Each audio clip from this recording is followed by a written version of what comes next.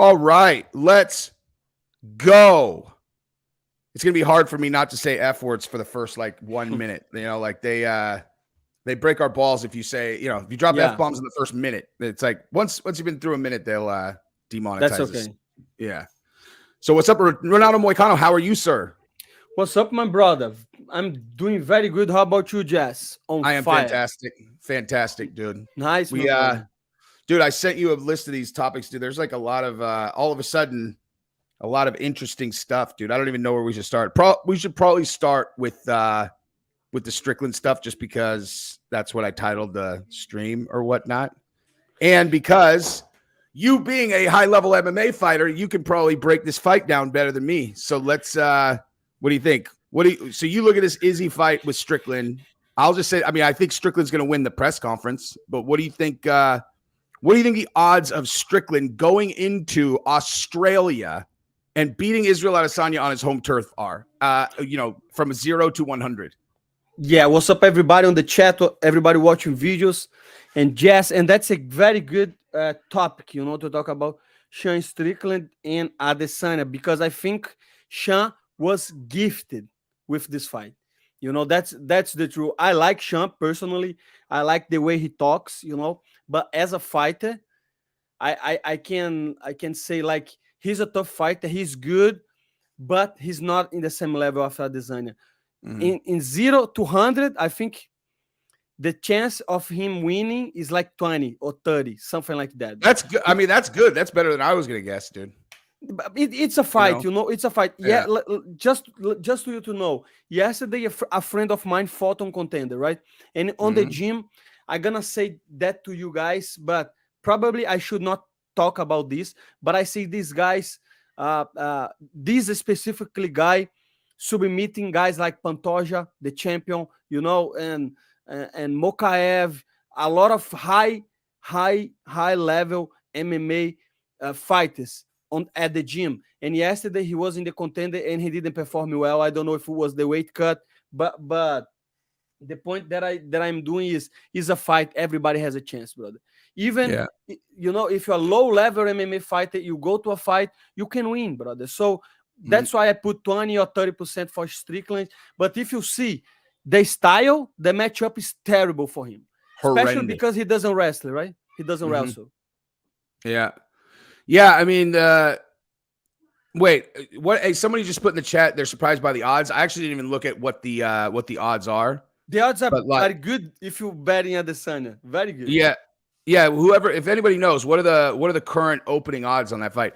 Because it's like, see, my take too is you just having watched a bunch of him, you know, Sean Strickland training and stuff. It's like, there are certain guys that it depends on your approach to training. It's like some people go in and they're trying to refine their skills all the time. Like GSP, it's how he ends up such a complete fighter. He's like, oh, I'm kind of weak in wrestling. I'll go join the Canadian wrestling team. And they're like thinking about where are their gaps to where they can become the best complete fighter. Like I watched Strickland and he looks like the kind of guy who loves sparring so much that like he genuinely loves it. Like there's nothing else he'd rather be doing than being in there and sparring, to the point where he spars so much. And then when he fights, it kind of looks like he's sparring. You know, he spars harder than most people, but like he looks like he's sparring when he fights because he just loves it. You know, he's not thinking about it the same way as like someone who's trying to make their game absolutely bulletproof in every single aspect. You know what I mean? Yeah. And I think I was watching his podcast in the Joe Rogan podcast, and I like it. Before the beginning of the podcast is very bad. He's just talking about his childhood, and he is like this white trash guy and blah blah blah. But after that, he talked a little bit about his training and why he doesn't shoot. He say he had a bike accident, so his knee, from what he say, is very compromised. His leg, so he say, I don't have the knees to shoot. I don't like to train in jiu-jitsu. I like to box and I like to spar. And that's why he shows exactly what you're saying. So he is very good at like conserve energy. So I don't think he's a athlete like Colby, let's say, like a cardio machine, but I think he's good at conserving energy. And I think he's good at like you say, a fighting, because he's sparring all the time. So, but against Adesanya gonna kick him. right? A lot. So Mm-hmm. I think it's just a bad matchup for him. Yeah. And you know what's funny too is so I had a really hard time watching that I had a hard time watching that episode of Rogan just because like I just felt like he was making Rogan so uncomfortable that like Exactly. I felt uncomfortable watching it, where I was like, oh my gosh, man. Like the one I did a video about it. Actually, I'll come back to that in a second. But because the thing I was gonna say is like just the exactly what you just said is also kind of an extension of exactly what I was talking about, where if he thought about the fight game the way that Adesanya does, the way that GSP does, the way that Khabib does, the way that these really, really high level greats do, he would never fucking say on the stream that he's got a compromised knee. He would never fucking tell all of his opponents that. Who the hell would do that? He just doesn't care. He just loves to fight, dude. So he's just talking, dude. He's like, yeah, you know, I can't shoot because my knee's compromised. Now, if he's playing 3D chess and he's like, I'll tell him my knee's compromised and then he's going to shoot, maybe. But do you think that's really what he's doing? No. And the odds are minus 350 for Adesanya. That's free money, brother. If you are degenerate, if you like to gambling, brother, that's perfect. Minus 350 for Adesanya. This is going to be a kickboxing match, you know. But to be honest with you, I like Strickland because he's real. You know, you can see, like you say, I don't think he's doing like 3D chess, you know. He's just saying what he does. And he say on the interview on Ellen, he say like, I'm going over there, stand and bang. I'm gonna do the man dance, and the better will win, and probably will be Adesanya. Right? Yeah, you know the one thing I will say this though, like, it's you know, you just kind of you go back through the last, I don't know, 4 or 5 performances anyone has, and like the way I just kind of go like this. Okay, so Izzy is incredible at setting traps. He's gonna land. He's gonna be, you know, he's gonna do really well at landing on Sean, where he looked really good in this last one, is he outlasted the guy's cardio, and then he just kind of beat him down, and the guy broke under the pressure, and he withstood a pretty big onslaught at the beginning of that fight. And when he fought Poatan, he fell for a very obvious trap. You know, Poatan literally just was like, "Oh, I'll go to his body," and then he went upstairs and knocked him out. It was like, okay, like that wasn't like super complex how he set him up. But the thing about that is so people kind of go, okay, well, Poatan set him up and knocked him out.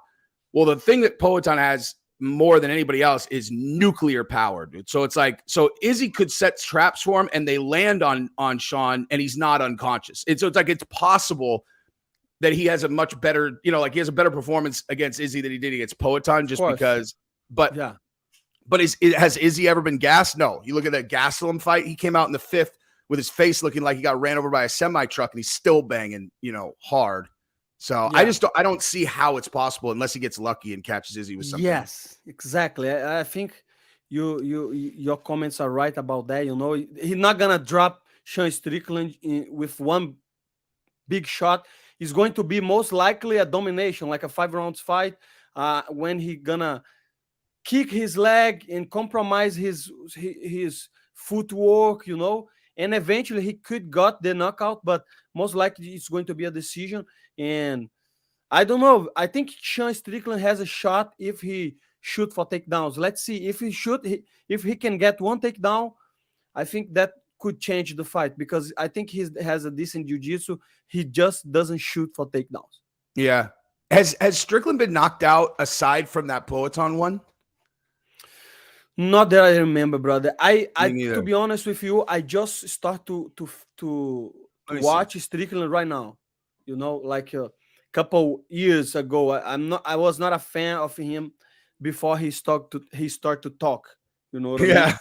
Yeah. So he lost to Pereira by knockout. And I mean, in 2018, 2018, he got wheel kicked. How have I not seen that, dude? He got wheel kicked, knocked out by a dude, Elizu Zaleski dos Santos. Capoeira. Yeah, he Capoeira. I'm gonna have to look that up for sure. Yeah. That's the only other knockout, and he lost to Kamaru Usman in 2017. That's interesting. I'd go back and watch that too. But yeah, so I guess the only other knockout was, I mean, there aren't a lot of people that are gonna eat a fucking wheel kick and not get knocked out. You know? Yeah, that's true. No, but I don't know. I see. I would be like the upset of the year, right?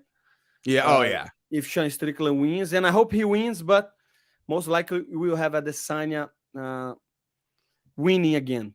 Dude, if he did win, given how the press conference is going to go, because he's going to talk so much shit, and they're going to be in Australia, and they're going to boo the fucking shit out of him, and it's just he's going to love it. He's going to love it, dude. Yeah. Oh yeah, Strickland. Yeah, he's going to love it. Yeah. He's going to talk so much shit. They're going to boo him. Izzy's going to cheer, because like I was just talking about this because you know, and I would love to hear your comments on this as well, actually. So I was saying that basically, like, there's a lot of guys who play the heel really well, right? Like not a lot, but there are some guys who play the heel really well. Colby does it really well. Jake Paul does it really well. You know, Sean Strickland does it pretty well. I don't think he's actually intentionally doing it, but he kind of ends up playing the heel. Yeah, but like, what is heel? What is heel? I don't know what is heel. Like he may, or like Chael, like guys who make the crowd like a character, that make the crowd not like them on purpose. You know, like they like to where you know, like people want to watch them fight because they want to see them lose. Right? Okay. Yes. So one of the reasons I've always been so impressed with Colby is because Colby does it intentionally. He knows everyone's going to cheer against him. And when he comes in, and I'm kind of, you know, I'm pretty good at getting a read on guys on their way in, on like how they feel and whether they're nervous or whatever. He seems like he can just block it out to where they could be booing him, cheering him, and it wouldn't matter. Like, it's like it doesn't affect him one way or the other. Where with Jake Paul, I was watching him this weekend. This entire fucking place was screaming, booing him. I never boo fighters. Jake Paul? Really? Oh, yeah. Like when he came in, I never boo fighters. I always want to slap people that are around me that boo during fights. It fucking pisses me off more than anything. But I booed Jake Paul because I looked up at the thing. I'm like, oh, he loves it. Like Jake Paul wants us to boo. So I'll boo the fucking shit out of him. He loves it, dude. He was like the first person I'd ever seen that actually, like, it wasn't like he doesn't care. He wanted the entire place to boo. Yeah. And so like with Strickland, I bet you he's another crazy guy like that. Like where he'd actually enjoy the boos. Like he wants everyone to hate him. You know what I mean? Yes. Yeah. You gotta be special to be like that, you know, to embrace that feeling, because I think everybody wants to be the guy that everybody loves, right? Mm-hmm. But it's like media, you know, brother. These guys, they understand media, they understand like people, and people they are more emotional towards negative emotions, right? So some people like Colby, you were saying, they just know what works, brother. And Jake Paul, they know what it works. And I think Sean Strickland is just too dumb to care, you know? He's just too dumb to care, brother. But I like him, and I hope he feeds off that negativity and he beats Adesanya in his home country. That will be amazing. Yeah. You know, but let me ask you something, Jess. What do you think about Dricus du Plessis? What do you think about him? Man, I think that fight between him and Izzy is going to be incredible. It's like, I think that the buildup for that fight is going to be like, I bet you if you asked the average MMA fan, you were like, hey, which do you think is going to be like a bigger deal? You know, like if you just go press conference to Cage, you know, Strickland and Izzy versus du Plessis and Izzy. And I bet you most people would say, dude, it's Strickland probably once he gets into it. And I think it's the opposite, dude. Like, I think when they do the Dricus and Izzy thing, it's going to have this global implication, you know, where, you know, because Izzy did such an incredible job with the Dricus buildup. Like he did, it was a fucking masterclass, because Dricus did not mean anything racial by what he said at all. And Izzy turned it into a race war. And every person on fucking earth can identify with the race war, dude. So everyone is like, they either think, yeah, fuck Dricus, man, he's being racist, or they're like, fuck Izzy, he's being racist. And everybody's all, you know, and everybody's going to have an opinion. And then so everyone's going to care, and they're going to watch, and they're really going to care about who wins. Now, Dricus, when I watch him, you know, especially like when he was responding to Izzy going in the ring and dropping all the N-bombs and all that stuff, like after the fight, and then also, you know, in subsequent press conferences, like I really believe him that he did not mean to bait him at all. Like I think he really genuinely was just saying how he sees it, which is he's like, dude, I'm a real African champion. Like I live in Africa. I train in Africa. I never left. Like I still live here. I was born here. So I'm going to bring the belt back to Africa, which is a completely legitimate thing for him to say. And I think that he has handled the way that Izzy took it on really well to make him super likable. So you're just going to have this You know, I think it's fucking phenomenal. And I think the UFC would never have made this fight with Strickland if they weren't 98% sure that Strickland was going to lose. You know, that because I don't think that they would put that. They don't exclude the build up. But I'm asking you about him as a fighter. Do you like watching him fight? Are you a fan of his work? So he's good enough? The only way I can even answer that is like, so the way that you said you just started watching Strickland now, it's like, I really only started paying close attention to Dricus in the fight right before the Darren Till fight. You know, I watched that one and then I watched the Till fight, and I couldn't really objectively like decide whether Dricus is good or if Till was just like his brain scrambled and he can't fight anymore. And so I just didn't know. And then in this fight, it was like, I think Dricus really is one of these guys that is unorthodox, makes it dirty, and it really does make it really challenging to beat him because he's unpredictable and he is really strong and he's got a great ground game. I think he's got a really good chance to beat Izzy just because, like, I was at UFC 271 when Izzy fought Robert Whittaker, and I mean, not that being there gives you any more objective of a viewpoint on a fight, because it actually probably makes you less objective because you can't see as well, but like, Whittaker took Izzy down at will. If Dricus takes him down, he's got a way better. He's a smasher. You know, like Whittaker's jiu-jitsu game is. I mean, his jiu-jitsu pedigree, as I understand it, is really, really high. But I think Dricus is a way bigger submission threat, especially given the strength advantage that he's going to have with Izzy. So like, it's like Izzy has this really big advantage on the feet, but if Dricus gets it on the ground, I think it's that big of a. You know, it's. You know what I mean? What do you think? Yes. No, I think he's terrible, to be honest. If you in the striking game, I think he's the worst motherfucker that I ever see, my brother. Yeah. Man, and I hate his style. But that's why I'm asking you, because sometimes I think I'm biased because I lost money on him before it was illegal to bet in UFC. And I got mad at this motherfucker because he does everything wrong, but everything goes right. You know what I mean? If you see, it's very hard to take down Robert Whittaker. It's very hard to take him down, and it was an easy takedown, easy ground and pound. And on his jiu-jitsu, to be honest, when he took Robert Whittaker down, he went for a Darce choke that is very high level jiu-jitsu. So in my opinion, he could take Izzy down and submit him. But I don't know, man. That's just a tough fight to predict and to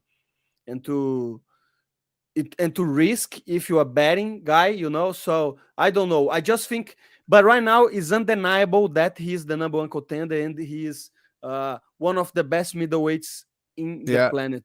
I understand why watching him must drive you crazy, because you're like one of these guys that's like you've got that fucking fancy jiu-jitsu I'm so jealous of, dude. You long limb guys, that you guys just look so fucking good when you do jiu-jitsu, where like short limb guys, like I can just smash shit. Like I can try to smash guys, like, but you look eloquent on your feet and on the ground, where like it's like you look extraordinarily technical both on the feet and on the ground. Dricus looks like a bowling ball that you're like rolling at someone. Yeah. You know what I mean? It's like the exact opposite style. It's like they're exactly opposite style. Yeah, and maybe that's why I get mad at him, because I trained my whole life to become a skillful fighter, in the meaning that I invest a lot on technique.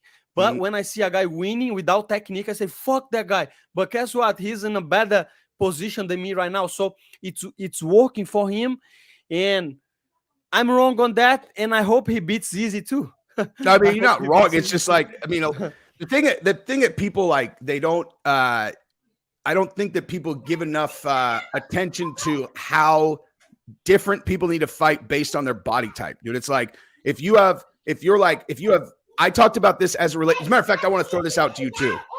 So, you got babies? I have one son. He's driving me crazy right now, bro. Oh no, that's good. I have a daughter. Yeah, but yeah. So like when I was breaking down the Sean O'Malley and Aljamain fight, and I thought that this is like the perfect fight to kind of illustrate the point that I was going to make, which is this: is like some guys, like if you have a Sean O'Malley body, right? The way that you're going to fight is going to be the way that Sean O'Malley fights, right? Where like he's got exceptional, uses distance really well, reach, great stand up. And then when he's on the ground, he's got that fancy jiu-jitsu where he's nasty off of his back, dude, where he's got triangles all day and all kinds of like, you know, like you have to Sean really, O'Malley? really... Sean O'Malley? Yeah, dude. I think I never see him using jiu-jitsu, brother. Anthony Smith told me that his jits is nasty, that he trained with him. Yeah. And then, well, he submitted Takanori Gomi 5 years ago. No, but no, you mean Sean O'Malley? Well, yeah. I mean, but I'm just saying, I'm just talking about his body type more than anything. Okay. But yes, yeah. Anthony Smith said that Sean O'Malley's jiu-jitsu is super nasty. That's what I don't believe in that, my brother. I don't believe in that. I mean, well, but no one's ever seen it. Who knows? I mean, I'm not saying I've seen him do nasty jits. I'm more talking about his body type. Okay. And then you've got guys where they've got the body type to smash. Like they're not going to do triangles from the bottom because they have short ass fucking limbs. Like you know, doing a triangle, you have to get your fucking, you know, you can't have tiny little limbs and do triangles, but you can smash people from the top. And what I was saying, like one of the reasons I think that Aljamain is so dominant is because he has this weird freak body where he's actually got the perfect type of body to smash people. And he simultaneously has these super long limbs, so he can strangle people. He's like Sterling? Yeah. So he's got this weird body where he can kind of do both things. Yeah. And then speaking of like eloquent technique, it's like he's huge too. He's very big for 35. I've never seen him in person. I saw him in person. How this motherfucker make 135? He at the time I saw him in New York. I was my fight week against Brad Riddell, and I watched him, and I say, this motherfucker's probably weighing 175 right now. You know, for 35, really? I think this is fucking crazy. Yeah, he's how tall is he? Man, maybe 5'8", 5'9", 5'10", something like that. He's not that tall, but he you can see he's strong. You know, that's pretty fucking tall for 135. And pretty tall, and I gonna check that on his topology, but I know you didn't ask, but I want to see your take on that fight. But I think it's going to be the easiest fight for Aljamain Sterling is going to be Sean O'Malley. That's exactly what I was saying. If as soon as Aljamain can close distance and get his arms around O'Malley, I don't see how the fight doesn't end basically the first ground exchange that they have. You know, like, because that's what I'm saying. It's like even if O'Malley's jits is super nasty, it doesn't matter. If Aljamain gets his arms around him and then he takes his back and he's smashing him from the top and then he, you know, throws a body triangle in him like he does in every single fight. And Sean's got this neck that's this fucking long. He's going to fucking strangle him, dude. Yeah, He will. But that's what I mean, make MMA so good to watch, because sometimes you think a fight is going to play out like that, and it's the completely opposite. Was like the Robert Whittaker and Dricus du Plessis. I say, man, there is no way Dricus du Plessis can beat Robert Whittaker, because Robert Whittaker is a killer. He hanged there with the best, but was easy for Dricus. Was an easy fight, you know. So I don't know. Everybody got a chance, but I think Aljamain Sterling most likely is going to submit Sean O'Malley. I don't know if in the first, but we're going to see a tap. I fucking hope more than it's like I always feel like I need to qualify these things because like I'm both analyzing, but I'm also like a fan. Like nothing on earth would make me more happy than if fucking O'Malley won, dude. Like if O'Malley actually won that fight, it's like there are certain things as YouTube creators that we have to root for, because it's like we were talking about how, like, you know, we have slow weeks. This week is fucking slow because there's not really shit going on, and then there'll be something new. There'll be a big story, and the numbers go through the roof. It's like we want O'Malley to fucking win for sure. For that reason, we want Conor to come back, and we want Conor to win literally no matter who he fights, even if you don't like Conor. It's just irrelevant. Like it's like there's just more excitement around the sport if certain things happen. If O'Malley becomes the champion, that changes fucking everything. You know, it'll be like we'll have a shitload of stuff to talk about. Do you like him? Do you like him as a fighter? Do you like his style? O'Malley? Yeah. I love watching that motherfucker, man. He's got he's got that. His stand-up is just like, it's so like precise. The technique's so good. Now, I do think he's going to have trouble with Aljamain because, you know, guys like him, you know, as much as he has like a lot of different techniques, he's still a surgeon. You know, like he wants to wait and he wants to fight a precise time to respond. And Aljamain, even though his technique is really bizarre, his entire methodology is to not have any pattern that someone can time. You know, like he doesn't, you know, like the way I'm sure that I could say this without asking, that you're looking, you know, you're downloading data and you're figuring out what the guy does at first so that you can time his pattern and then you know where to attack him, right? Like in the you mean on the fight? Yeah, on the feet when you first start, like you're like figuring out a guy's pattern so you know when to counter and light him up, right? At first, man. To be honest with you, let me walk you through my process of how I'm going to fight. I watch a ton of footage, you know. I watch a lot of everyday videos of the guy, the way he fights, and I try to bring that to the gym, and I get a partner that have the same size, you know, same style, and I try to figure out with my coaches what I'm going to do. But the thing that you're saying is the most difficult thing to do, because what I do is I do that and I go fight. So in the moment of the fight, I don't even think about it. I just go. Everything's planned, you know. If I'm planning to shoot for takedown, I will shoot for takedowns. If I'm planning to strike and use the jab and use the leg kick, is all. But if you are a fighter like Jon Jones, you do stuff like that, because I already watch videos of him saying, like, because he's too creative, you know. But it's very hard to be creative when somebody's trying to take your head off, you know. So I personally, I am way more conservative, you know. So I don't really think. I just react on the training that I did. But some fighters, like, and I think Sean O'Malley, like you'll say, is the same. He's very creative, very loose, you know. His striking is very polished. So I think everybody's different. But me, myself, I do what I did on training, if that makes sense. Yeah, it does. Yeah, so I just think O'Malley looks for, you know, kind of what the better way to put it even then is just rhythm. You know, like if you figure out a guy's rhythm, then you know how to respond. And Aljamain intentionally does not have rhythm. And I watched that. I said, you know, I was watching him saying that to myself after the first Yan fight. And then I talked to Eric Nixick, who was his head coach for that. And he was, you know, he came on in the stream and I was like, dude, what I found really impressive about Aljamain is he just doesn't have a pattern for anyone to figure out.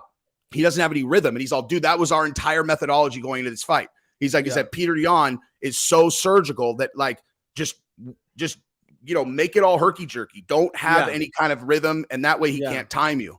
And so, you know, I mean, it'll be interesting to see how O'Malley kind of responds to that, because he's obviously going to know that that's what it's going to be going in, you know. But yeah, and especially like a guy like Petr Yan, that is a boxer. You can watch his videos, and he going to throw the same punches in the same circumstances, you know. So if he throwing a jab and the guy like trying to slip, he going to do something, you know, because it's like a textbook. Fighters, like, they're skillful and they are technical. They have patterns, you know. And like you say, Aljamain Sterling, that's for sure, he doesn't have a pattern, and that's make way harder for people to read him. And his grappling and his size and strength, that's making him a good 35. But I don't know if he beats Sean O'Malley. Probably he's go 45 anyway, so the division is open anyways. Yeah. What do you think about Peter? I mean, like, Petr Yan's status right now is almost like heartbreaking to me, because I think he might be the best fighter in the history of the UFC to lose 4. Is he lost 4 in a row or 5? Like, no, I'm not sure. Let me see, because like, we have to count that knee, right? Yeah, I mean, that's fair. That one's knee. So he lost 4 out of 5. But it's a lot. But he did lose the last 3. Like, he lost split decision to Aljo, split decision to O'Malley, and then that Merab fight where Merab took it, 50 takedown attempts or whatever. Man, and Merab is a fucking beast, brother. And I know a lot of people don't like to watch him, but that fight against Petr Yan was a very good fight, brother. Even though he was shooting for takedowns, he was fighting the whole time. Was not a boring fight. I know. I think people just hating him, but I like him as a fighter. I like his style. You know, he looks like a hard worker. And I like to watch that. I like to watch. I really like to watch guys who make the gas tank a weapon, just because it's so impressive, like where they can just keep output like that up for all round after round after round after round. And I was saying this about the Jake Paul fight, where I was saying like, so the two fights I can think of that this falls into is like, I think that people like you and me and, you know, other people who kind of like have a more trained eye, that when you know in your mind that there is a potential gas tank gap, fights look very different to us. We're like, someone's winning, but in the back of your mind, you're like, dude, there's 15 minutes left, man. Like, because if he gets tired, this fucking fight's over. Like, he could be up 4 rounds. If he gets tired, he's gonna fucking lose, dude. And so, like, watching, like, what, like, is an example of the Amanda Nunes and what's her name, their second fight, Juliana Pena. Exactly, the second one, dude. Amanda Nunes beat the fucking shit out of her for 5 straight rounds, but still, in like the 3rd round, I'm like, dude. Yeah. If Pena can fucking somehow wait out her gas tank, then she could still win this fight. And you know, I mean, obviously she didn't, and Amanda Nunes beat the brakes off of her. But just in the back of my mind, I'm like, this is such an enormous skill mismatch. But there's this little X factor where, like, if she gets tired, it could happen. And it was the same thing with like Jake Paul and Diaz this weekend, where Jake was obviously, well, I mean, he didn't win every round, but it was like he might get tired, and Diaz could then, you know, potentially win. But, you know, I don't know, dude. Jake Paul's gas tank was really impressive because you could see he was tired at the end of rounds. He gets a minute off and he's fresh again the next round, where it was like he was obviously in really good shape. Before we enter in this topic, Nate Diaz, I want to ask you something. If people offer you a boxing YouTube contest, would you consider to do it? Depends on who's it's against. You know, who do you think is a good opponent for you? Like, let's say you make millions off the fight. Oh, millions off the fight. I'll fucking fight anyone. Yeah. But how much money do you think they make, like the YouTubers? Because they have YouTubers fighting, not only Jake Paul, right? A lot of YouTubers, right? Yeah. It depends. I mean, if it's someone that I think that I'll beat, then I'll fight them for sure. Of course, you know? Of course. Yeah. You know, I don't like, it's like, I mean, in all fairness, like, if I go in and fight anyone, most people be like, oh, wow, he actually kind of knows what even if I got starched, they'd be like, well, at least he clearly knows what he's doing. He just got starched. Yeah. But I would much prefer to go in against like an overconfident YouTuber that has no experience, and I just decapitate him and take a check. That would be awesome, right? Yeah. But yeah, no, I know, like, do you like the YouTube boxing? Do you like I haven't watched that much of it. So Alan Belcher is my boy, you know, the BKFC heavyweight champion, and then he just went and fought in Misfits. So like he and I know what he made for the fight against. He does YouTube. So he was supposed to fight Rockman Jr. on the last Misfits card, and then Rockman Jr. pulled out with like 2 weeks left, so he had to get a replacement, and so they gave him Chase Demore. You know, like, Chase, do you know who that is? Chase Demore. He's a YouTube boxer he's the one that in that previous one, he knocked the guy out and the guy fell on the ground and he punched him like 5 more times. Like, it was a boxing match. The guy got knocked down and he just punched him 5 more times on the ground. Cause like, you know, I don't know. He just like, no, I didn't watch that, but so he fought against him, which, I mean, dude, if you want to talk about the biggest mismatch ever, dude, you're talking about the fucking BKFC heavyweight champion who's 9-0 in his last 9 fights with 8 straight knockouts against some fucking YouTuber. Like, it's honestly not different than if they were like, hey, Jesse, you want to do a fucking YouTube match? And they gave me Alan Belcher if I was like 20 pounds heavier. Like, literally, it's that big of a mismatch, dude.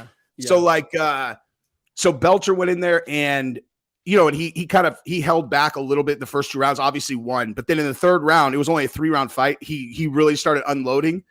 And like Chase Demore straight up like was turning his back and like just trying to hold on to him. And then he started like drinking. It was super fucking weird. Like their corner started giving him water in the middle of the round, and then they just waved it off. It was super weird. But yeah, I know what he made, and it's not millions, you know. Man, especially you're talking about Alan Belcher, and I know a lot of people are into leg locks right now, but Alan Belcher was the first one in the UFC to stop Rosemar Palhares on the leg lock. Do you remember the fight?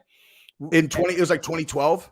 Man, was a long time ago. I remember watching the fight live, and I was pretty sure Rosemar Palhares would hip his knee off, and he did a very good system, brother. I remember that, and he was the first to kind of Because one thing is you defend takedown, other thing is defending leg locks. And at the time, that was really impressive. And I have followed Alan Belcher since then, brother. So I know he's a beast. It's a mismatch putting him against the YouTuber. That's just crazy. Yeah, dude. A huge one. Yeah. I mean, like, the guy, I mean, it was like, there was no danger to Belcher at all. Like, when Chase was throwing out punches, like, I was actually shocked when I was watching it, the fact that Chase D'Amour even knocked out another YouTuber, because I'm like, I mean, he must have caught that guy absolutely perfect. Like, there's no risk. There's no risk to Alan Belcher in these punches at all. You know, like, he gets 10 of them in a row. He's gonna be fine. You know, but yeah, dude. What about the YouTube boxing with Dillon, Danis, and Logan Paul, and then KSI and Tommy Fury on the same card? Yeah, man, that's crazy, right? That's crazy. That's crazy. Why I want to talk about you about that, because I don't know why. Me as a fighter, when I talk to other fighters in HET, like UFC fighters, professional, I talk about Dillon, Danis. They don't even know who the guy is, brother. To be honest with you, like, don't the jiu-jitsu guys know who he is? Not really, brother. Not really. I think, I don't know why. And to be honest with you, I only watched one fight. I think I watched him fighting against, not in Bellator, I mean, the jiu-jitsu. He was fighting a pretty, I think it was Gary Tunnel. I think it was a good fight. Yeah. And it was in ADCC, right? Yes, ADCC rules. But to be honest with you, I don't know why this guy is so famous. Actually, we know because he's I'll tell you exactly McGregor, right? Yeah, 100%. Yeah, because McGregor, but I don't know how he can surf and he can still be relevant and still make millions, because most likely he will make millions of dollars, right? He's a troll. He's just trolling, dude. Like, that's it. He trolls his way into relevance.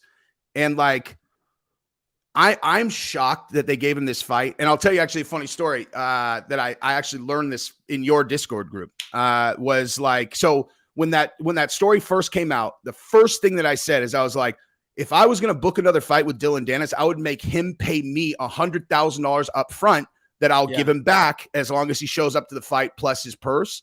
Yeah. And just because, dude, he when he dropped out of the KSI fight, he dropped out and he didn't even have the fucking brain to say, I'm injured. He literally dropped out. He's all, hey man, sorry, I don't have anybody training me. I'm not in shape. You're like, just make up a fucking injury, you moron. That's not an acceptable fucking reason to drop out. I don't have a fucking coach. Yeah. What do you do? Like, whose fault is that, you fucking idiot? Yeah. You know what I mean? Yeah. So I mean, like, so when they booked him, I'd make him pay a deposit, in advance. But I think Logan Paul's going to beat the shit out of him is my, and I hope so, brother. And I hope so. Yeah.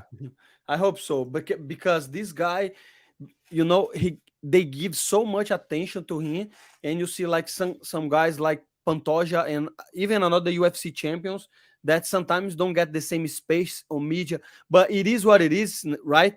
The word is like that. People always love a troll, but I hope this time Logan Paul beat the shit out of him. Me too. I guess we're going to find out, right? Dude, we were just talking about who plays the heel really well. Dude, Dillon Danis is a fucking master at playing the heel, dude. Yeah, a master at playing the heel. He's excellent. Like, how he make the money? He has a YouTube channel? I have no idea. I was just saying this yesterday to I was talking to my buddy Jojo. He's a black belt instructor at Brazilian Top Team out here, and we were rapping out about this. I'm like, I don't understand how he makes any money. Like, no, like, because he's a social influencer, but like nobody likes him. So yeah, but like what company would give him money to promote their shit? You know what I mean? Like, I don't understand. I don't know how he makes any money. I really don't. Yeah, maybe it's McGregor money, right? I don't think they're friends anymore too. I don't know. We don't know, right?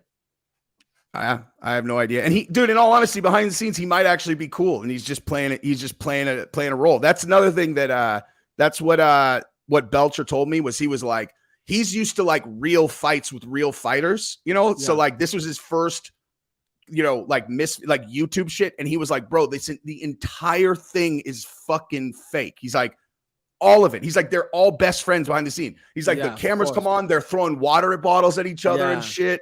He's like, and then as soon as it's over, they're laughing and they go to the bar together. I was like, that makes me like them more, dude. That makes me like them more. Yeah, brother. It's how the word works, And we were saying before, and like Colby Covington, I know a lot of people tell about stories about him being a good guy in the gym, and he was. I remember Colby Covington. I remember the gym all the time. One time he even said that to me. He said, "Brother, I don't have nothing against Brazil. You know, I think you guys are humble, working hard people, and I'm just trying to be noticed." He said like that, brother. It's just a character, you know. And I say to him, okay, but I don't agree. You know, I don't agree with that, because if you are like that, maybe you're selling your soul. If you know what I mean, like. I don't know. I think you should be real. But some people, they find success on that. In the end of the day, it's business, right? Everybody's here to make money, and he's making his money, and I feel that's okay.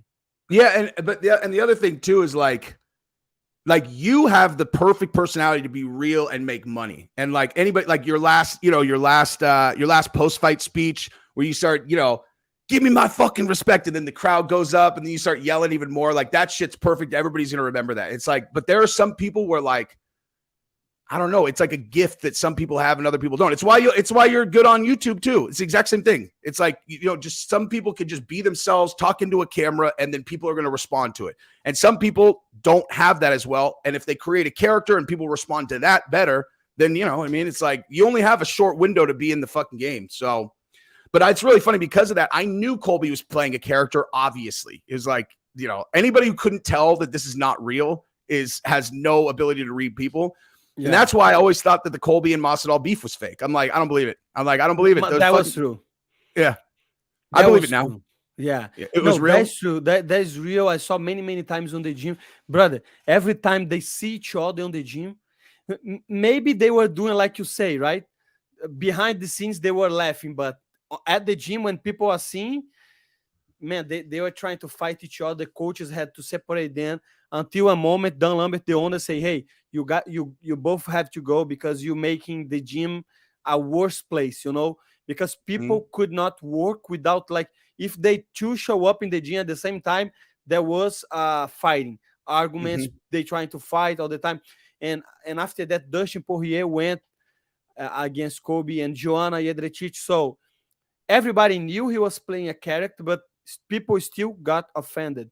And it is what it is, and it was real. I can tell you it was real. And even guys that are really close with Colby, at one point they got mad at him. I don't know why. There was another guys like wrestlers that used to train with him a lot, and they say, "Fuck this guy is fake because of this, because of that." I didn't know. I don't remember. But the point to be made is, I know it's a character, but in the end, I think you have to be a little bit what you're showing. You know what I mean? Like, so I don't know him personally. I just him from the gym, but he got what he wanted, and now he is going to fight Leon Edwards. How do you think that fight is going to play out, Jess? I think Colby is gonna break him over his cardio. Like I think because if you look at the first, or not the first, technically, the first of the two championship fights between Leon and Kamaru, like, I mean, Kamaru just broke Leon over just takedowns and then just, kind of demoralizing him and all that. And like, I think it's highly likely that Colby does that to him, just frustrates him, takes away his ability to throw punches, throw kicks, and just exhausts him and kind of breaks his will. But at the same time, I mean, dude, what do you think about like Leon? When I watch Leon striking, I think he's got the best cross I've ever seen in mixed martial arts. It's so clean, dude. It's like you can never see it coming. It's just dead straight down the middle. His kicks are obviously awesome, but it's almost like he has to have a little bit of room to work to do his best work. And I think Colby's just going to take that. He's just going to close distance, take away his ability to do what he's most effective at. And, but remember, Colby's 36 right now. He's not a young man anymore. That's true. I know by myself, I am 34 right now, and I'm not 25 anymore. When you are 25, you can keep going. I know Colby is an athlete, he's ready all the time, but I guess we're going to find out because I guess if you look for the let me check the Colby topology, and It's been a long time since he's fought, man. long time. He must have gotten paid for that Masvidal fight, dude, because like he's been out like and not even trying to fight since March of 2021. You know, and if you see his record, you know, Or wait, is who that right? Or 2022? who is the best guy that he beat on the last, I don't know, 10 fights. 10 fights. You Let's see see. Max Griffin, Brian Barberena, Donion King, Damian Maia. Obviously, Damian Maia was not on his prime. Rafael dos Anjos, it was 2008, Rafael dos Anjos, 18, but I don't think 170. Rafael dos Anjos is too short, too small for the division. Rob Lawa obviously was not on his prime. Yeah. He lost to Kamaru Usman.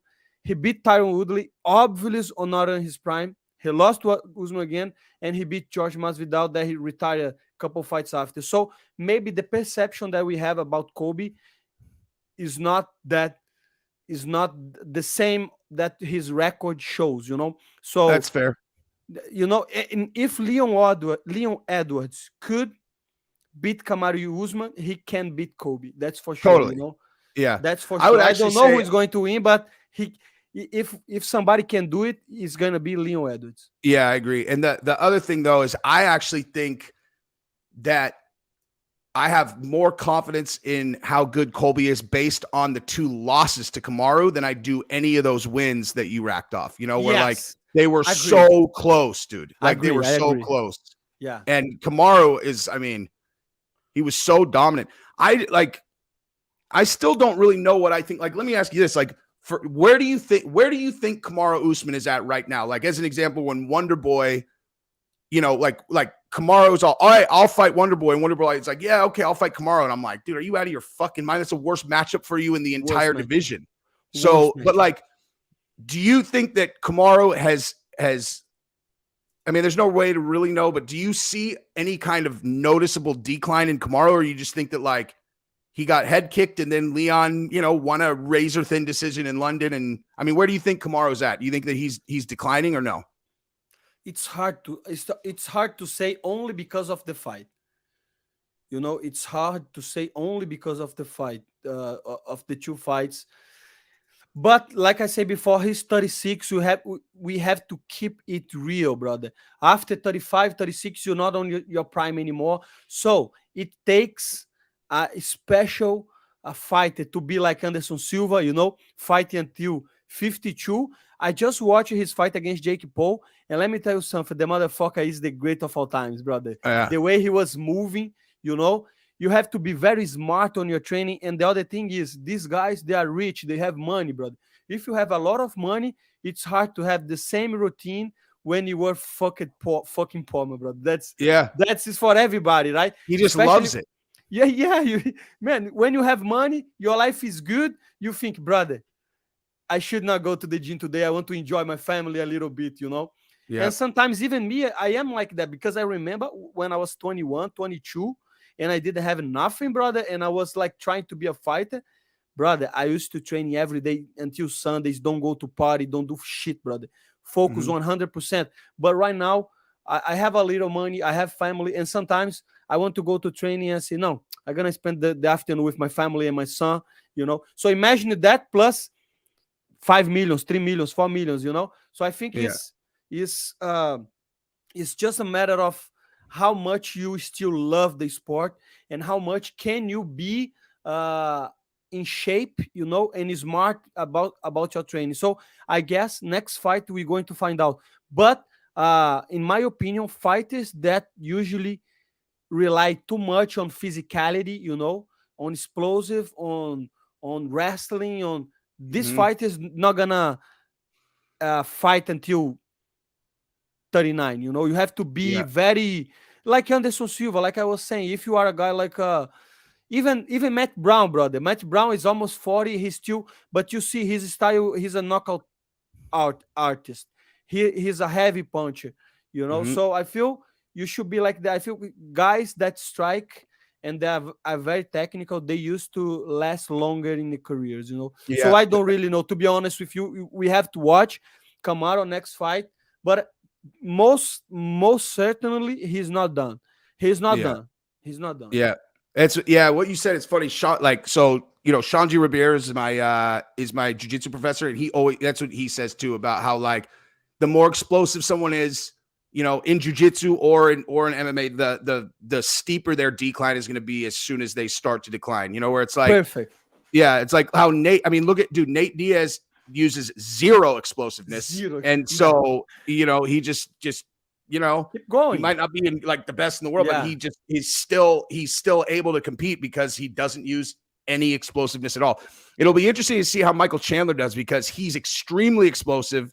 He's 36 years old, but he also is in the best shape of any 36-year-old fucking ever. Yes. You know what I mean? Yes. So it'll be. Maybe we have to call Usada. What's up, Usada? Show up in this guy's house, my brother. It's crazy.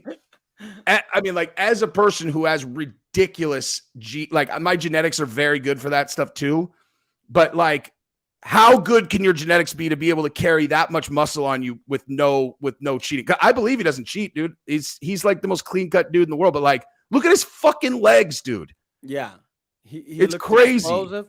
But you can see too on the fights, because in the Dustin fight, you see that he's very good in the first rounds and he's in his decline. So maybe he still has a one good round, but from now on he's gonna start to fade into the fight. You know what I mean? He's gonna start to because in the world is like that. If you use something, you're gonna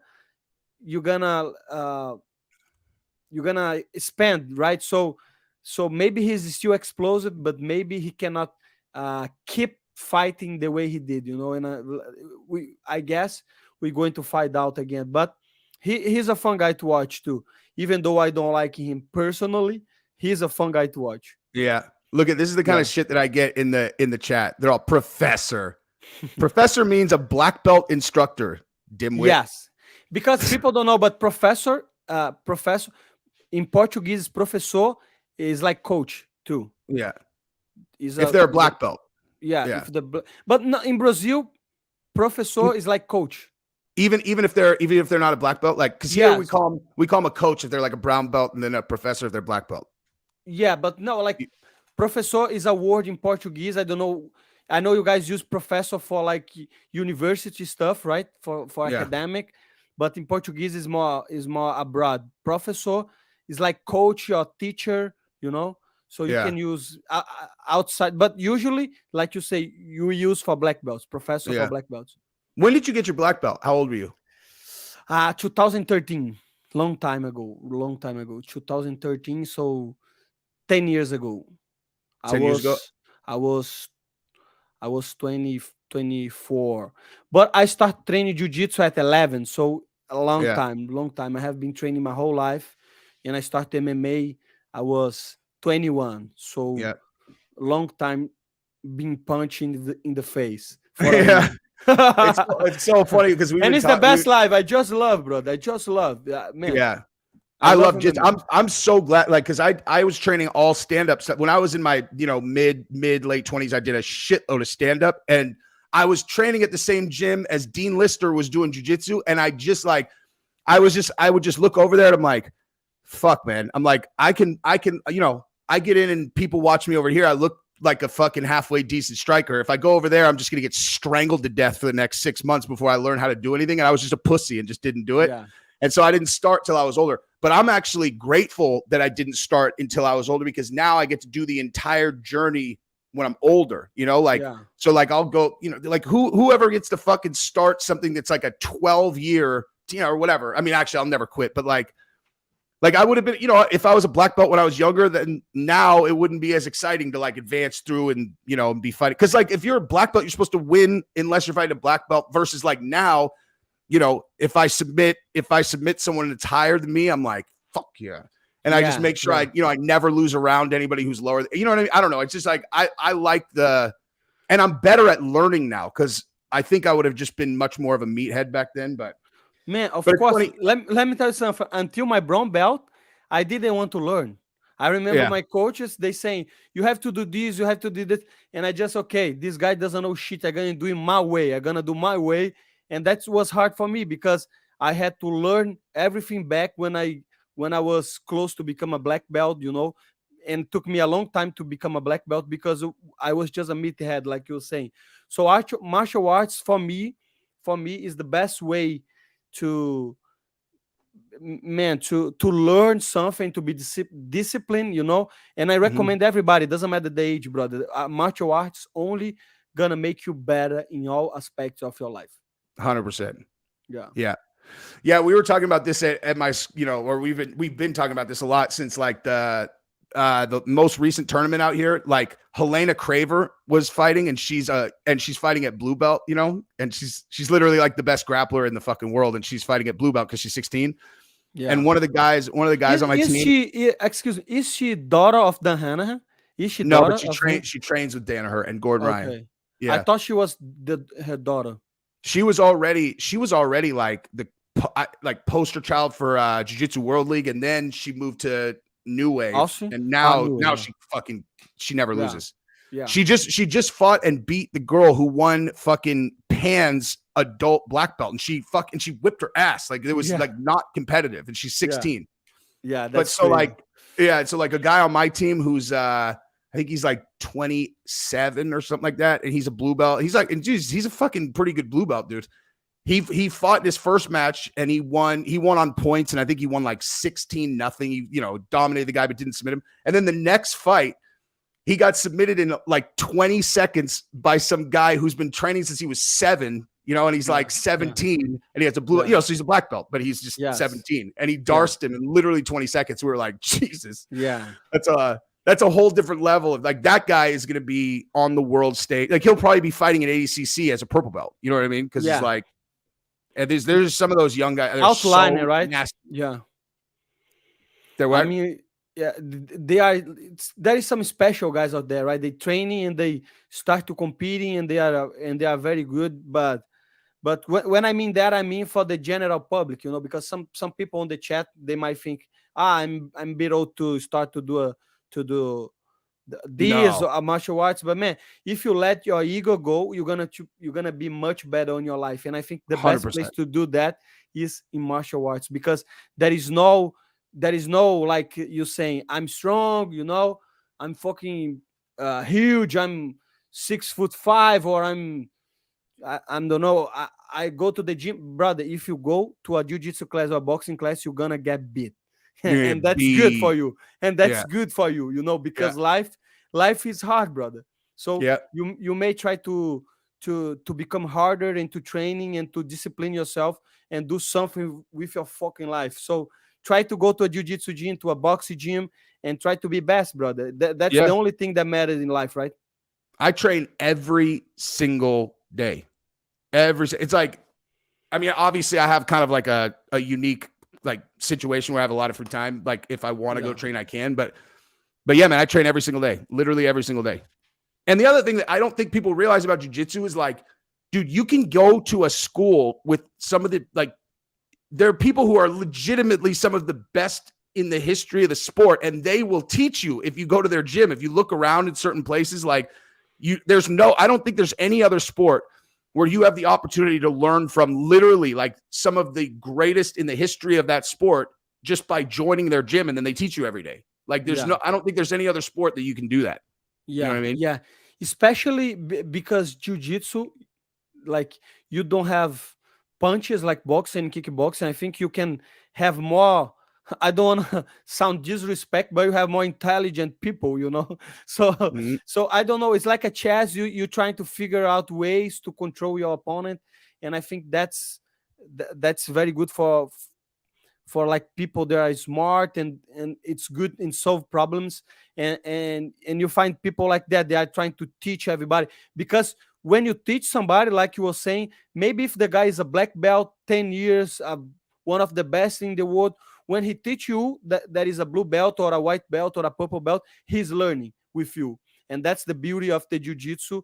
I see that in jiu-jitsu, in every other martial arts, but I could be biased because I spent my whole life training jiu-jitsu. So but that's an incredible thing about jiu-jitsu. You can learn teaching, Yeah. you can learn teaching. I think that's one of the most important thing in jiu-jitsu. You have to teach, you have to try to help somebody, and that's gonna be good, not for the other person, but for you. You're gonna be better, right? Yeah. Victor Hugo. So I was at Victor Hugo's Six Blades for a year, and then I just moved over to Shanji's Six Blades, just because of where I live. And since it's Victor's first school, and since he opened the school, he literally has not lost a fucking fight. He's won everything. He got double gold at IBJJF Worlds. He won Brazilian Nationals. He won that open bracket thing in Brazil. Like, he's fucking unbeatable now. And I mean, he was already the world champion.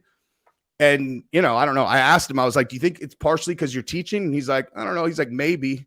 But it just seems like, I mean, he's also been developing or whatever. He was already the best in the world, but like now he just seems completely impenetrable, dude. He's so fucking good. Yeah. But I think that's one of the aspects, the guys have the gym for so long and helping another guys to become a black belts, and that's just make them better, So It's awesome. I love it, dude. I really do. And it's like, and I don't know, like and if you really think about the martial arts, it's like people think of jiu-jitsu as like that don't do it. They think of it as like this like soft martial art or something. Like I've heard people that, it's the pussiest. I'm like, hey, let me ask you a question. Have you ever considered what happens if the person doesn't let go when you tap?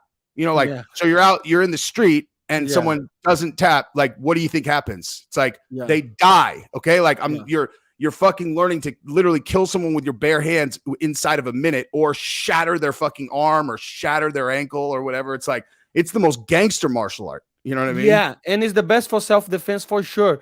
Because if you see videos of street fight, people always gonna end up on the ground, brother, because it's not a ring, it's not a cage. So of course, if you have multiple attackers, that's going to be hard on the jiu-jitsu guy. But one-to-one, if the other guy doesn't know jiu-jitsu, you're going to win every time, brother. 100% of the time. 100%, brother. Jiu-jitsu is proof, brother. That's why we have UFC. That's why we cover in UFC. That's why I am fighting UFC. So everything that I have and that I will have because I want more money, will be because of jiu-jitsu and martial arts, great family. So we have to be humble, and you have to recognize jiu-jitsu is the best martial arts, brother. Yeah. So it's not the best martial arts right now for MMA. I have to give you that to wrestling, but overall, for a self-defense, jiu-jitsu is way better for self-defense than wrestling. Arm drag, rear naked choke, every fight's over. Yeah, every fight is over, brother. And just like easy. That. Yeah. So are you have a fight coming up? Like so it seems like fights are way harder to get booked than they should be. Like where are you at trying to get your next fight? So I had a fight booked against Aljamain, and I had an injury on my knee. So I had meniscus tear, and I have the meniscus repair. So I spent a whole month without putting my foot on the ground due to the stitches and stuff. So next month, actually, like in 2 weeks, I think 2 or 3 weeks from now, I will go to the doctor again to see if I can go back to the grappling, because I'm already training. I'm already doing strength and conditioning, running, but my injury was in the knee, so I cannot full grapple or full sparring yet. So soon as I get back to the training, full doing sparring and stuff, I will start to call out for a fights and start to ask my manager to talk to the UFC about up and coming fights, But let's see. I think 2 weeks from now, we're gonna know when I'm gonna fight next. I would say the answer to this question, let's say you're the manager of Moicano and you're trying to match him up for his next 3 fights. I would only worry about his next fight first. And I would say Bobby Green is a really good option. I go Bobby Green, or if they're going to give Tony Ferguson another fight, take that one. I don't want to fight Tony Ferguson, my brother. Then Bobby Green. I saw you ask for Tony Ferguson. So I saw like in a joke, I was doing a joke because to fight Tony Ferguson right now is like kicking a dead dog. Let's be honest, my brother. It is, dude. And he was a legend, and I respect him, but I don't think he is in his best mental state. I think there is something wrong with him mentally. There is a lot of people saying he had like problem family. I think I think he went full crazy, and I don't want to be punching that motherfucker in the head several times in a cage, you know. I don't want to be responsible. I totally agree with that. That's what I said in my video. My video after that fight is I was like, I don't want to see this motherfucker out there again, dude. Yeah, like, of course for the exact same reason I don't like slap fighting, dude. Like, I don't want to see guys taking this, you know. But no, but like for you, I honestly think the key is just to get you on the main card or the main event of the prelims, and then get you on the microphone after a stoppage. That's the key, dude. It's like, it's just to get you on the mic after a stoppage, and then you do what you do and go fucking crazy like the last one, and that's going to get you in another big fight right afterwards. Like, that's it. Honestly doesn't really matter exactly who it is. The only reason it matters is so that the person that you fight, that matchup is got you on a main card or the main event of a prelim. Exactly. You know what I mean? and that was just what I did, because after my last fight, I went the Money Moicano and blah, blah, blah, blah, blah, and they gave me a main event against Aljamain. Aljamain is ranked number 8, so he's in front of me on the rankings. So unfortunately, I had that injury on the knee. Otherwise, I would have beat Aljamain. I know a lot of people think he's good, but guess what, brother? I know him, and I would have beaten him. And eventually, in the future, I will fight him and beat him. But hey, don't count me out, my brother. Moicano is getting old, but he's coming for the belt, my brother. You can bet your fucking house. Yeah. You know? Yeah. But it's exactly what you're saying. I have to go over there. Doesn't matter who. It has to be like a main event, a common event. Talk a lot of shit. Be myself. Shoot out my YouTube. Make people watch my videos.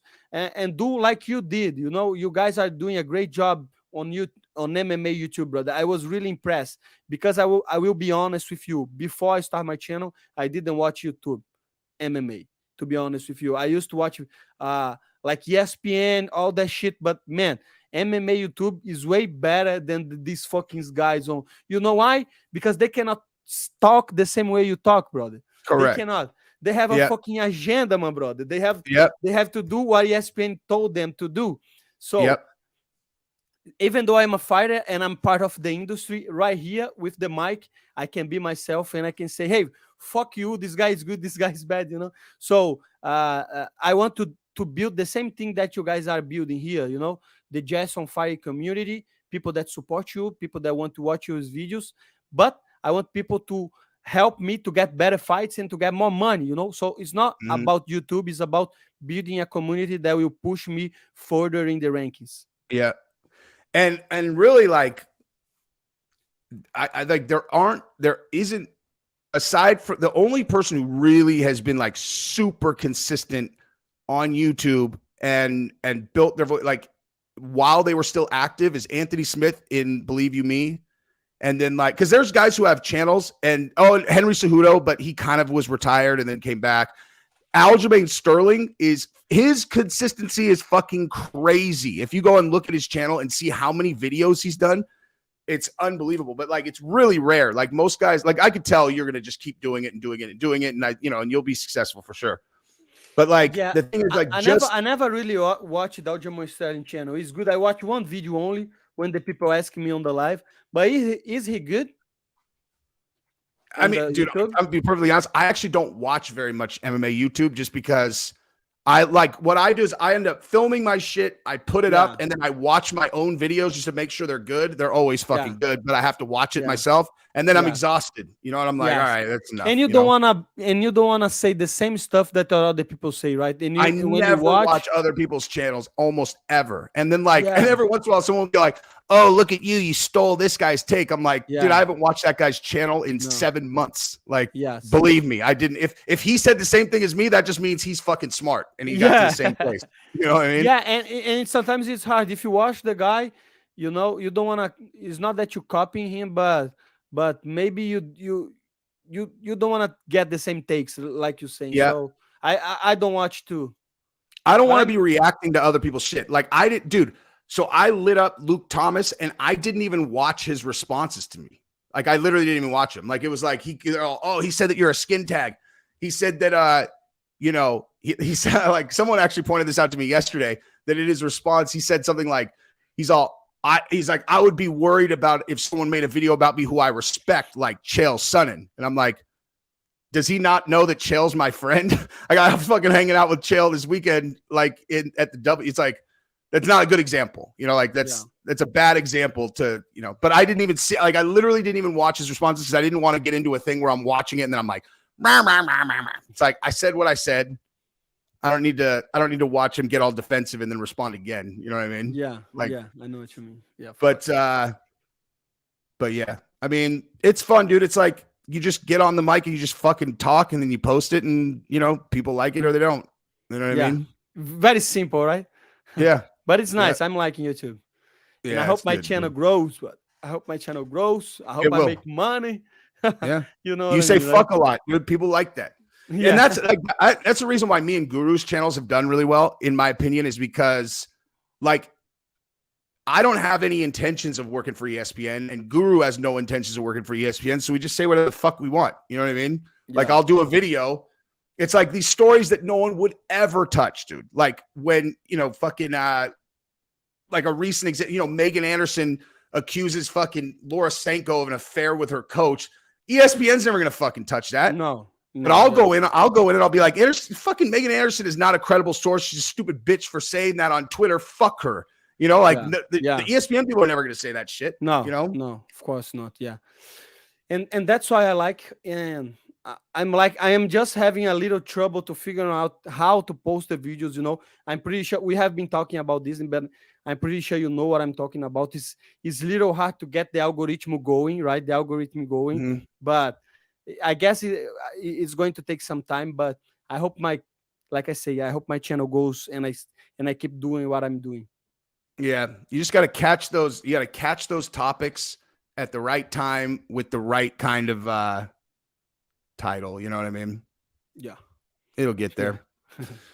But anyway, I am gonna go get ready, and then I have to take. Dude, today's the day where my youngest daughter has jiu-jitsu class, then my middle daughter has jiu-jitsu class, then my older daughter has jiu-jitsu class, then I have jiu-jitsu class. We're fucking there all day. It's only one day a week when all of us do it together, and it's like, it's a lot of we're gonna be at Six Blades for a while today.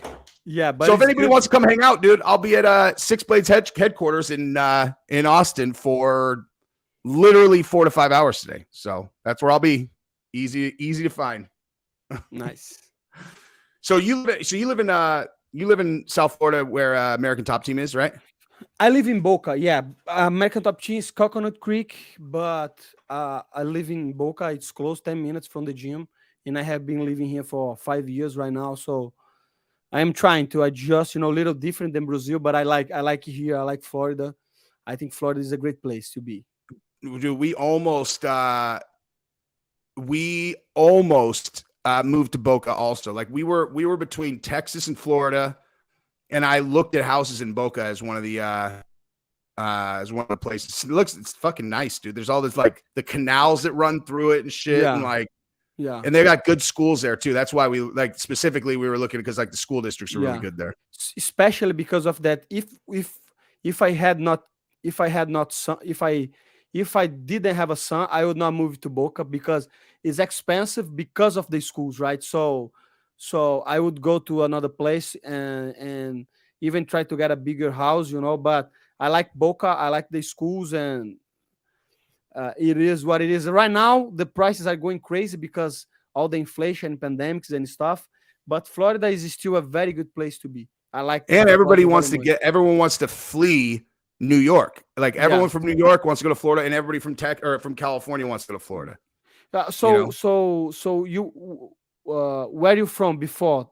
Because you're in Texas, right? California. Where in California? The Bay Area. The Bay Area. Okay. We were in the East Bay. Like, the gym that we trained at before we came out here was Cesar Gracie's gym in Pleasant Hill. Yeah. So not the Stockton one, but the one that's in Pleasant Hill. So Gracie fighter. That's where we're at. I know. I have a friend that used to teach over there. His name is Vinicius. Now he's not in California anymore. But let me ask you something. Have you been to the Joe Rogan mothership of comedy? Oh no. He's in Austin, right?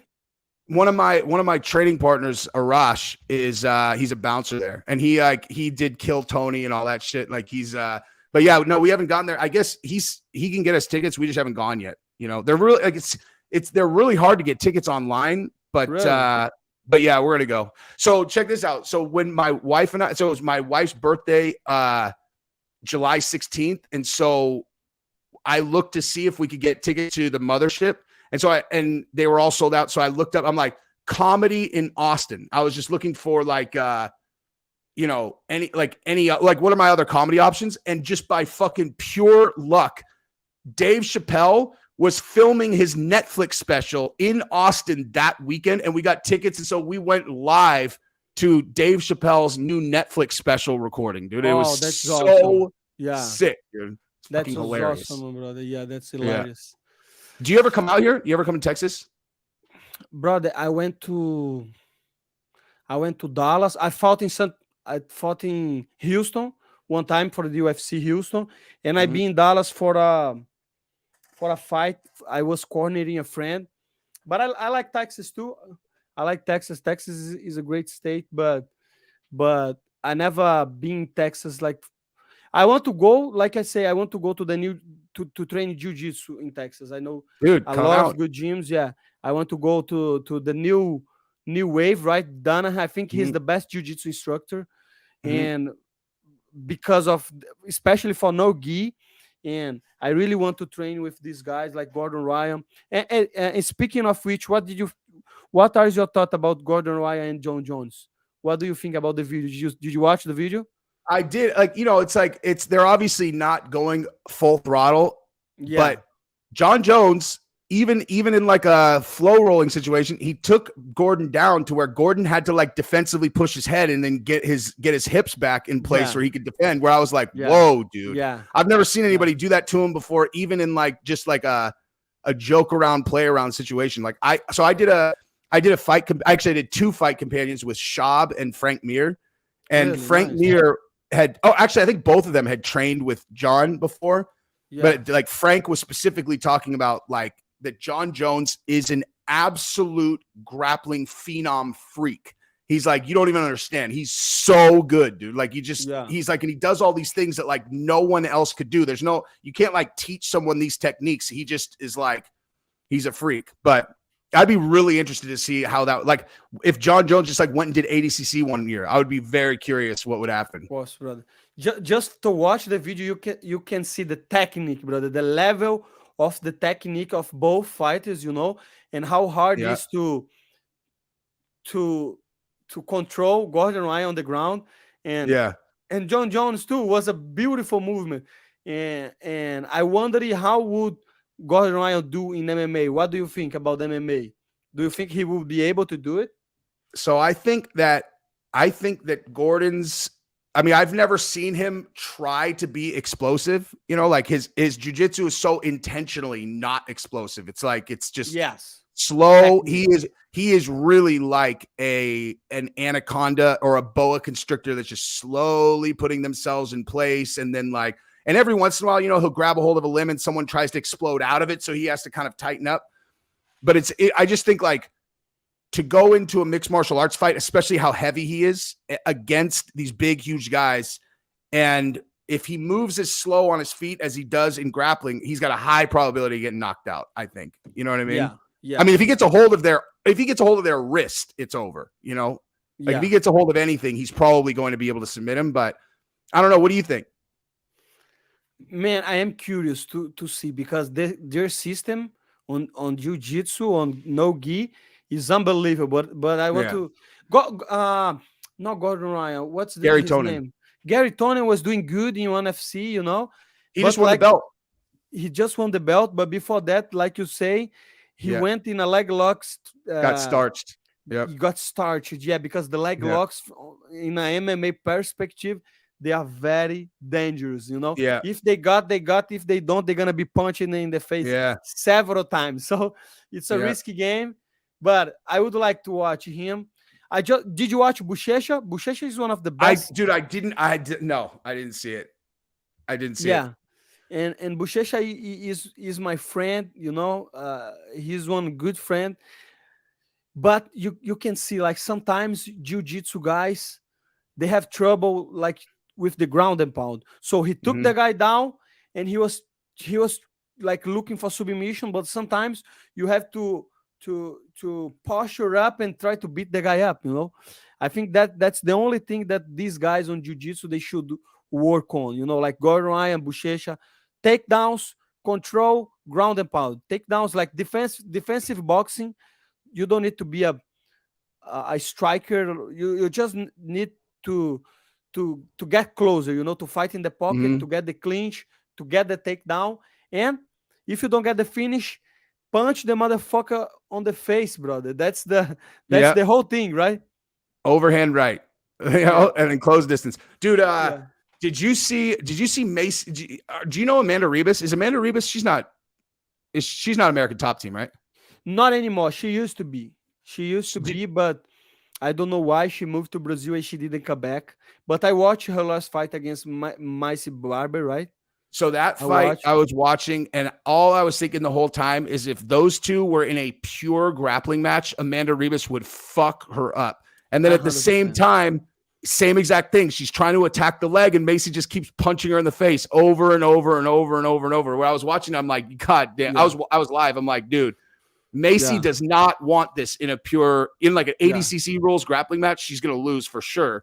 Yes, but in this, she could just, Macy just punches her in the face 1,000 times and ends up winning. Yes, I saw that fight, and it was a good fight. It was a good fight, like fight.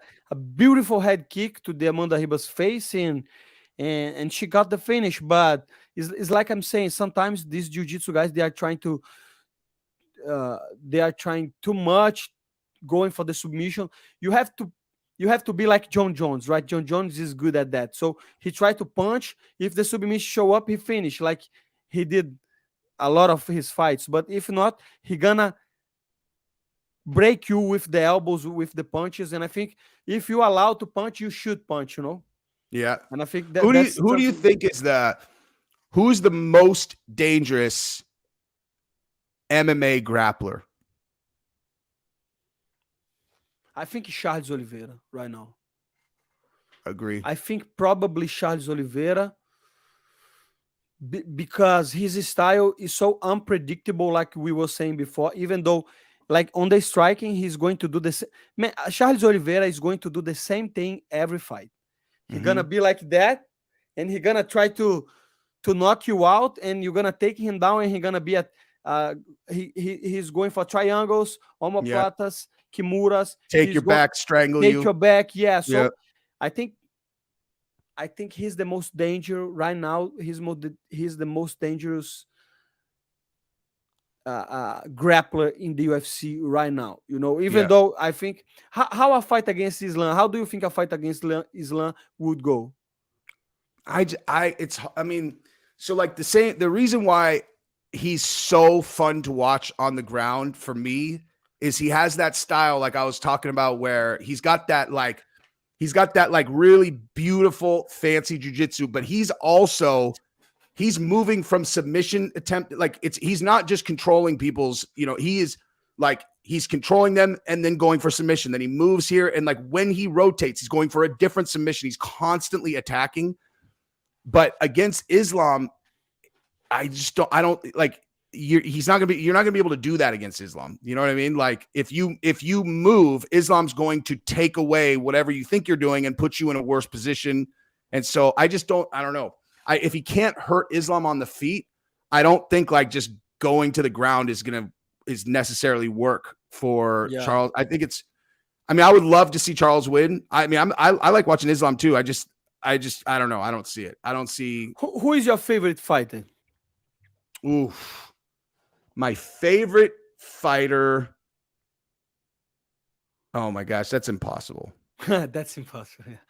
I don't know. I honestly don't know. If I went through the roster and chose, I could choose. But like, I really, really, really enjoy watching Charles fight. I really enjoy Gaethje. I really like Poirier. I like a lot of guys in your division, dude. They're just really fun to watch. Yeah, dude. I think that's the most stacked division. 155. You have a lot of killers on the top 5, on the top 10. So I think it's a very fun. But I like to watch. Even though people don't like middleweight, 185, I like to watch middleweight too. I like to watch Pereira. I like to watch Adesanya, Strickland. There is a lot of good fights going on. And who, for you, who is the best fighter outside UFC? Oh, best fighter outside of UFC. I mean, I think the most exciting fighter outside of UFC is Michael Venom Page. Yeah. Most exciting. And then the best, I love Rod Tang too. I love watching Rod Tang in one. Like he's so sick. And then I like Mikey. See, like in one, I like all these like specialists. Like I like Mikey on the ground. I like Rod Tang in in Muay Thai. And then from like a pure. What about DJ? Demetrius Johnson. He's incredible. He's incredible too. He's probably the best. And like, but Adriano Moraes, your fucking teammate. I love that dude too, man. No, and he's not my teammate only. He's my friend for a long time. We start together as white belts in Brasilia. We are from the same city. Really? So, yeah. Wait, he's not American top team? Adriano Moraes? He's American top team, but we start on a small gym in Brasilia, Brazil. He came to ATT first, and I came later, And I know him for almost 20 years. And man, when he got that win was amazing, brother. It was amazing. The first fight, but he looked great in the second fight the first 2 rounds of the second fight. He looked fantastic. It was like the second that he got a tiny bit tired and slowed down just a little bit, DJ just started teeing off. Yeah, man. But DJ is good. You can, man, good. Just to have a win over DJ is accomplishment, because I don't know if you remember, but that suplex with the armbar, the flying armbar, the guy is really one of the best fighters in the world right now. Even though he's not in his prime anymore, right? He's like I don't know what is his age, but man, he does YouTube too, right? Have you talked to him before? No, someone pretended to be him in my chat one time. Yeah. And everyone's like, dude, that was Mighty Mouse. And so I reached out to him and I was like, hey man, thanks for joining the chat. And he was like, I don't know who you are. So someone catfished me, and then I fucking embarrassed myself with him. But I think he knows who I am now because of that, but not, I don't know. I haven't talked to him about it though. But I like that he does those like reactions to like those backyard fights and shit. Yeah. Do you like the backyard fights on the I mean, I like watching the ones where I know that there's like a good stoppage or there's someone good. Like when they have these two just garbage pail kids, they're it's whatever. Up. Yeah. They should just like, dude, we should do, like how they do like the white belt prank where they like dress up someone like you and you go in and like just wear a white belt. And then like, what's always so funny about those is watching the blue belts with them. Like, cause like the blue belts, they so badly do not want to ever tap to a white belt that like they're fucking arm extended, completely fucked. There's no way they're getting out of it. It's a black belt. And they're like, I'm not going to fucking tap because it's a white belt. It's like, dude, it's not a white belt, man. Just tap. It's not a white belt. Yeah, relax. Chill. But you should do that if we should do that in like backyard. Like just fucking we give you purple hair and shit, and then and you go into the fucking the backyard fight and just beat the fuck out of somebody, dude. It's so like funny. People used to do that in Thailand, right? There is a bar that people fights, and some retired fights go over there and beat the shit out of the drunk motherfuckers. That would be a good video, right? Yeah, dude. Yeah, it'd be a good educational thing for people who are not trained and are talking about how they think that they would do really well in a street fight. Like that's actually a perfect thing to end on, since we're talking about Demetrius Johnson. What about this fucking guy, this enormous dude who has been going on all these podcasts saying that he could beat up these pro fighters in street fights because he's 270 pounds? It's like I don't know about that. God, hold on. It's like, you guys in the chat, what's that guy's name? The dude that keeps saying he said he would beat I think I watched he talking about with a boxer, right? With a boxer. He said, hang on, these guys will know what I'm talking about. It's like he's been talking like Jake Paul, and then he's talking about all these guys, man. That like Bradley Martin. Is he? And then so DJ's like, I'll fight him. It's like it's hilarious just because it's like, dude, I don't understand how in 2023, like a big, strong dude with no training seriously still thinks that they will win in a fight with a professional elite fighter just because they have 100 pounds on him. It's like, dude, how are you going to win? Maybe if you got a hold of him and just kind of like laid on top of him, but like there are pro fighters that probably might lose with that, but like, he's not going to beat DJ. He's not going to beat Demetrius Johnson. No, 100% not. 100%. That's true. Yeah. But anyway, well, this is fun, dude. I'm going to get my kids ready and take them to Jits, but we should definitely do this again, dude. Thank you so much, my brother. Yeah. I have to go now too. I have to take my car to the fucking off-scene now, to the shop, right? To the something's fucking wrong, fucking light. It's so thank you so much. What kind of car? What kind of whip do you drive? No, it's my wife's car. It's a Land Rover Discovery, and she's bothering me with this fucking car because some light shows up, and then now I have to take to the shop. But thank you so much for the platform, for the audience, and I ask everybody on the chat if you guys can go to my channel. I am trying to do MMA content too, so feel free to watch the videos, to subscribe, and thank you so much, Jesse. I hope we do this again, and sometimes even to talk about the upcoming fights and give the predictions and see who got the predictions right, okay? Because that's important too, right? Let's definitely do that. Before the next pay-per-view, we'll do that for sure. Okay, thank you so much, my friend. Thank you so much, chat. See you. Peace out. Later, chat.